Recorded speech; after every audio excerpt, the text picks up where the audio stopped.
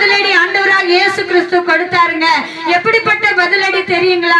நான் கஷ்டத்துல இருக்கிற நேரத்துல, கண்ணீர்ல இருக்கிற நேரத்துல, யாருமே உதவி செய்ய முடியாத ஒரு நேரத்துல நான் இருந்த போது, கண்ணீர் கம்பளமா இருந்து யார் எனக்கு உதவி செய்வா, யார் என்னை விடுவிப்பா என்று சொல்லி தவித்து கொண்டு இருந்தேங்க. அந்த நேரத்துல தான் இப்படிதாங்க வந்து சொன்னாங்க, இயேசு கிறிஸ்துவை தேடுங்க, இயேசு கிறிஸ்துவ இடத்துல வாங்க, உங்க கஷ்டம் எல்லாம் மாறும், உங்க கண்ணீர் எல்லாம் மாறும், உங்க துன்பம் எல்லாம் மாறும் என்று சொல்லி சொன்னாங்க.